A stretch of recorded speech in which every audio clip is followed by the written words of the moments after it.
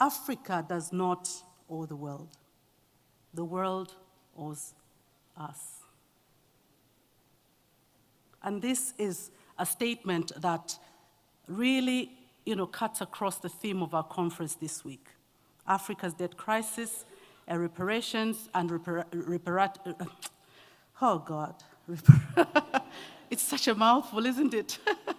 Reparative justice framework analysis, which again, of course, aligns with the AU theme of 2025, championed by our host, the Republic of Ghana.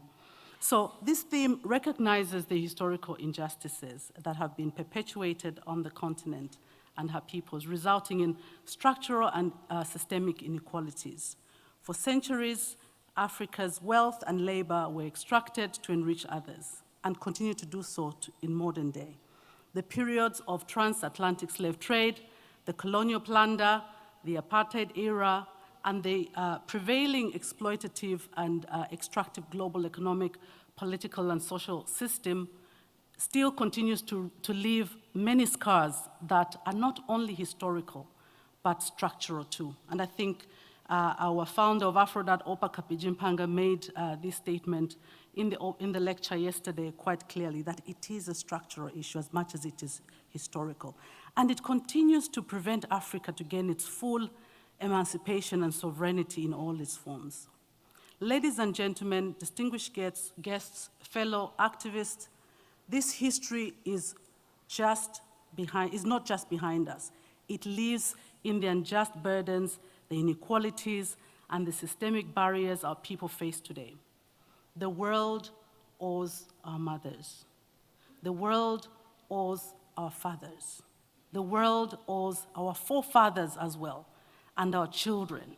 Not just an apology, just because it's the right thing to do. They owe us reparations.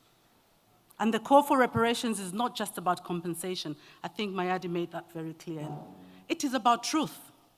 It's about our dignity, and it's about our justice long denied. And I think our young interns, again, reminded us about that statement. Let me share a few numbers with you all, just to put this into context. 22 African countries are in debt distress, or are at high risk of debt distress. 4 African countries have defaulted: Chad, Ethiopia, Ghana, Zambia. 7 African countries are paying more in debt interest than on education. 25 African countries are paying more in debt interest service than on health. Africa's debt, as we know, I think we've read even in the concept notes, that the public debt has risen from $1.8 trillion in 2022 to $2.14 trillion in 2024. Africa's total debt servicing in 2024 was $165 billion, up now to, from 61 billion in 2010. Africa's debt to GDP ratio has increased to 66.7% in 2024 from 44.4% in less than a decade.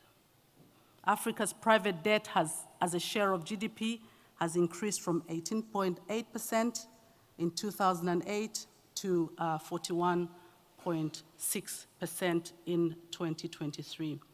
So even with debt relief programs like the DSSI, the Debt Service Suspension Initiative, the G20's Common Framework, the IMF's Special Drawing Rights, many African countries are required to still service bilateral and private debt, which is, as you know, is crippling their ability to respond to domestic social economic pressures and, in effect, de-invest in public services. We've heard this line many times, and I think yesterday our feminists and my fellow feminists were talking about the disproportionate impact that this debt servicing has had on women and children.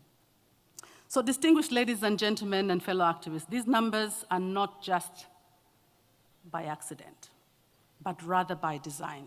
And I think Mayadi referred to the system that we are grappling with right now.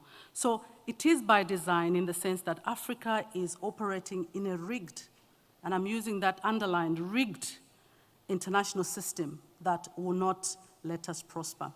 Some of you were in Lilongwe, Malawi during AFRODAD 2. I said that the international system needed to be dismantled. Friends and colleagues, 3 AFCODs later, with the numbers that I've just shared, my affirmation still stands. As we kick off this AFCOD 5, I want to encourage us to pay close attention to what is happening around the world, of course, and reflect on these 2 things, and I'll end. The first one is that our demand for restorative justice should not just be about acknowledging the truth and saying we're deeply sorry about what happened in the past. As our comrade Roger Mackenzie shared yesterday, he gave examples of some groups of people and groups of institutions that have actually said we're deeply sorry.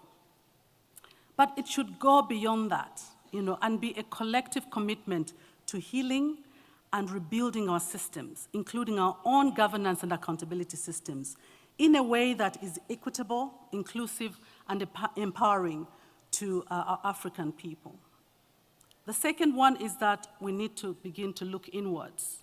Everyone is looking inwards. Are we surprised? No. Everyone is looking inwards. And if you may allow me to use the phrase, pointing one finger out and 4 in. One finger out and 4 in to protect their own interests. They're protecting their resources, they're protecting their identity. And in this uncertain world, with a rigged geopolitical landscape, Africa and Africans need to look inwards too. And there can never be a better time, colleagues, than this time that we have now. So as my brother from the African Union, I don't know if he's here, Dr. Patrick Nzanya Olomos always says that we cannot rely on solutions to come from outside. It must be from Africa and from us as Africans. And this message again was echoed loudly yesterday in the room where I was, that we cannot rely on the outside to solve our own problems. It's like inviting a neighbor or a stranger to come and fix your problems. Just fix your husband if it's the problem,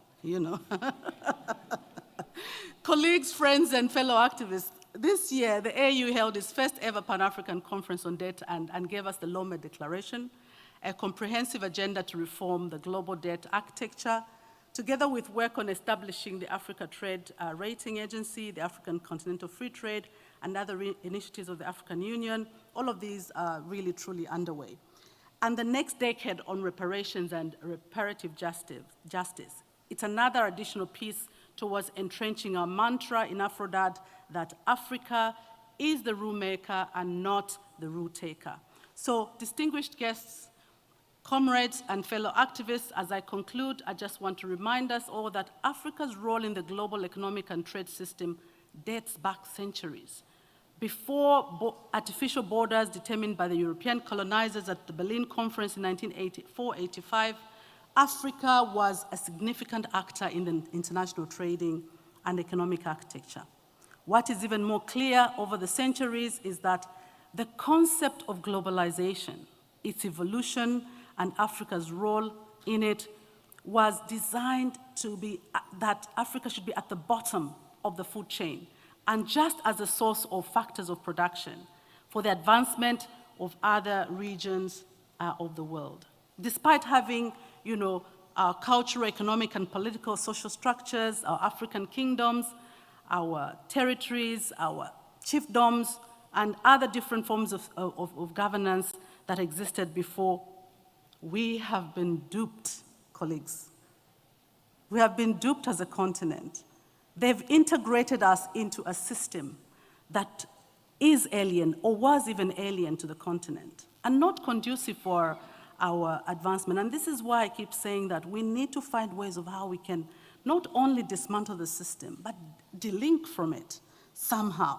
Not that we can't collaborate, but let's design, our own solutions that will definitely, rekindle our desire for promoting an Africa that is fit for the Africans, an Africa that, responds to our needs and not the needs of the neighbors, as I said earlier.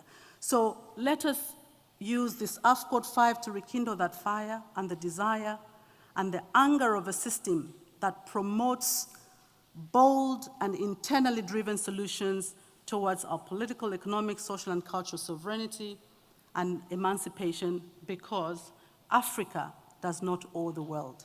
The world owes us. Thank you very much.